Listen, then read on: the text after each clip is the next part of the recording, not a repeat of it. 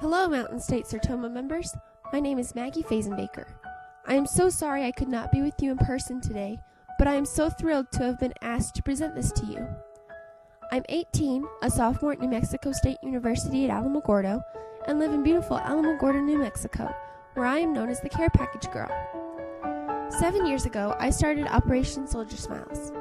I started this project because I learned the valuable lesson of the impact of an act of random kindness. My father was serving our country in Operation Iraqi Freedom when his childhood church, the United Methodist Church of Mount Union, Pennsylvania, sent him a care package. It took so long to reach him there that he had already been sent home. So it was forwarded to our home address, where I got to see what these caring people had done for him. I have been blessed to live in the time in our country's history when saying thank you for this gallant service to our country is acceptable and encouraged. I know it wasn't always like that. Any Vietnam veteran will tell you. But after witnessing what caring, supportive, patriotic, regular, everyday people of a small town in Pennsylvania can do by sending people like my dad a care package, I knew that this was what I wanted to do. When you are a child, and war is a relatively new event to take place in your life, you want to make a significant contribution in some way. It wasn't an original idea, but something that I thought kids could do. I started slowly with the project at my middle school. Then I asked a few business owners we knew around town if they would act as drop-off points outside of school. What started as a middle school project grew slowly and steadily as I began to speak to service organizations and clubs in our town for support. I had personal attachment to this project, so when I left middle school, the project went with me. Originally, we were packing the packages in our home with a few friends in our living room. Then it grew to a small assembly line in the garage, and now we pack regularly with a rotating batch of volunteers in our church parish hall or sometimes, on special occasions, at the community room of our local bank.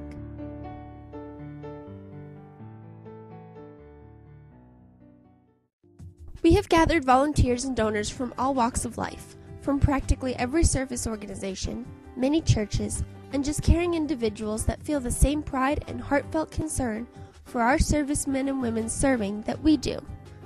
The heart of this project is family.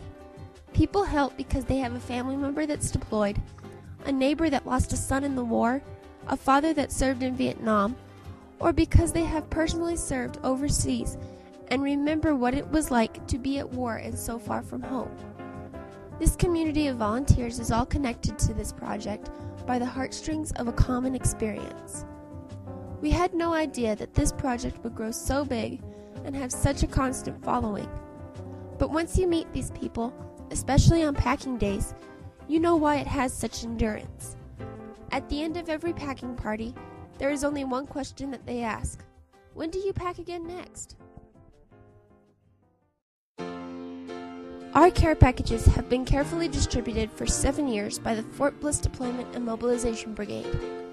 I guess it was divine providence that we lived so close to a deployment readiness Army post. Troops from all over the country funnel through and deploy from Fort Bliss to all points in the war zones.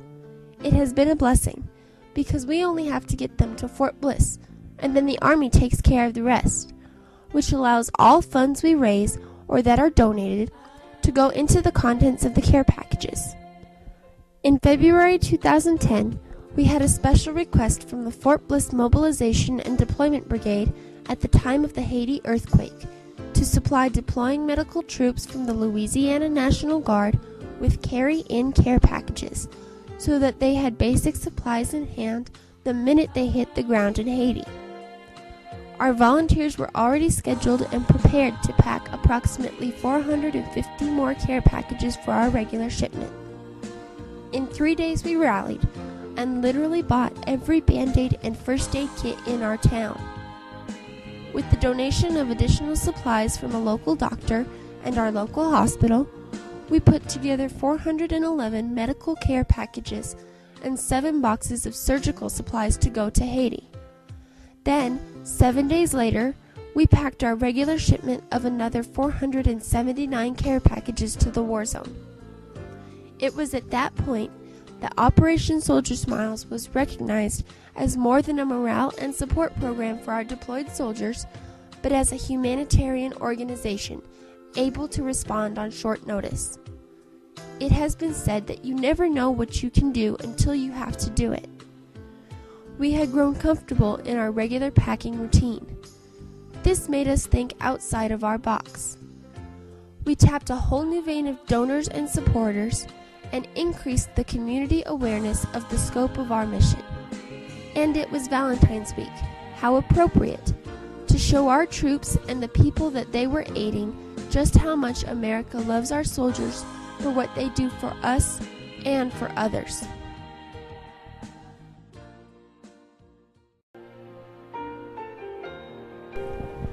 Our feedback is in the thank you letters that we receive. We don't do it to be thanked, but the comments we get from the recipients of our packages gives us perspective. What we do know is that our care packages have been received by every branch of service, by all ranks, serving in combat and support stations in the Iraq and Afghanistan war theaters. Wherever supplies and troops are dropped, our packages are with them. 7 years ago, I got the first of 2 thank you letters from a few soldiers that received our first batch of packages. The letters were mailed to my school with the word free written in the stamp area. If you have ever received a letter from a war zone, you know how strange it is to get a letter without a stamp or printed postage on it. This little letter, written on USO paper, was from a mobilized National Guardsman from West Virginia. His regular job back home was teaching special ed in middle school, which caught my attention right away. He also said that he had a grandson my age.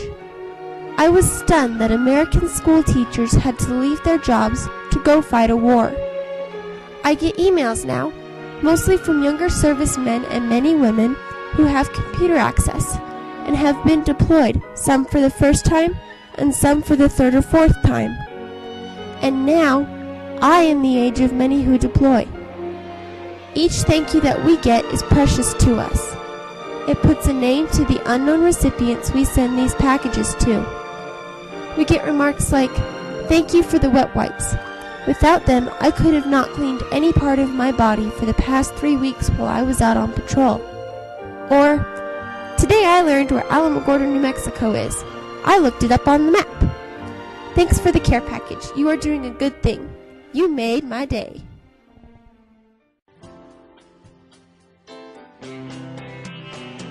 Since we started, we have sent 11,315 care packages to our deployed troops.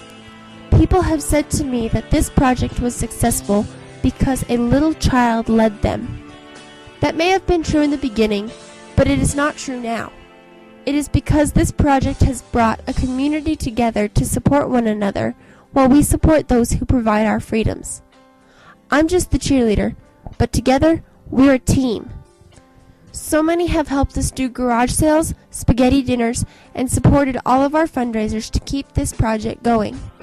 Ladies have donated incredibly gorgeous quilts that they have spent hundreds of hours sewing on so that we could raffle them for the cause. My parents have dedicated their lives these past 7 years to helping me meet every goal that I have set for this project. My little sister, who is 9, has grown up thinking that everybody does this. We've done it practically her whole life. There is no better compliment than to be told, "We think of you as family."